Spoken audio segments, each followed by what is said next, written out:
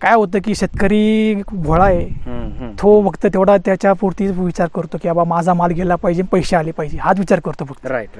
आणि लावलं फक्त लावायचं, विक्री ते म्हणजे एवढं जास्त डोक्यात घेत नाही. आपला माल लावायचा, चांगला काढायचा आणि मार्केटला देऊन द्यायचा. त्यांनी जो दर देईल त्यात आपण घ्यायचं. हो, नशिबानं त्याला दर चांगला मिळाला तर तो खुश होतो. आणि अन्यथा ज्या वेळेस आता मार्केट डाऊन होतं मग तो डाऊन होतो की बाबा हा काय मार्केट असं चालत राहते वगैरे. कसं आहे की तुमच्याकडे मार्केटिंग करायची स्किल्स पाहिजे. स्किल्स सगळ्यामध्ये असतात, बरोबर. फक्त ते आपण आतमधून आलं पाहिजे ना की बाबा मी पिकवतोय आणि मला काही माहित नाही, फक्त माझ्या दारामधनं माल गेला पाहिजे, तिकडे काही होते मालाचा.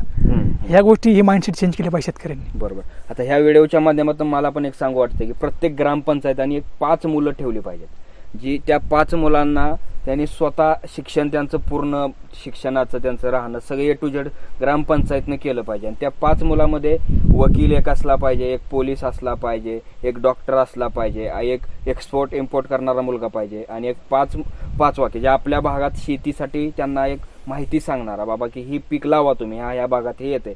तर त्या 5 मुलांनी त्या गावापुरतं जर केलं तर प्रत्येक गाव स्वतःचं मार्केट तयार करेन आणि कोणाच्या डिपेंड, सरकारच्याही पण डिपेंड राहता येणार नाही. आपण सरकारला पण म्हणू शकणार नाही की बाबा हा चला.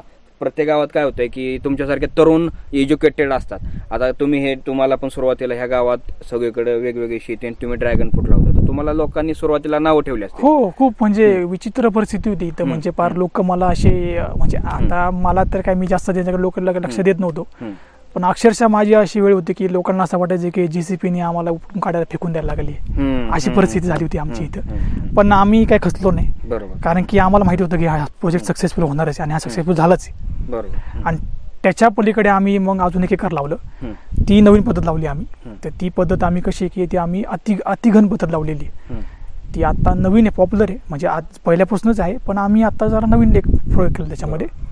आणि त्याच्यामध्ये कसं की जरा एका एकरामध्ये तुम्हाला जिथे 2500 रुपये बसतात त्या प्लॉटमध्ये तिथे अतिघन पद्धतमध्ये 4,500 ते 5,000 रुपये बसतात.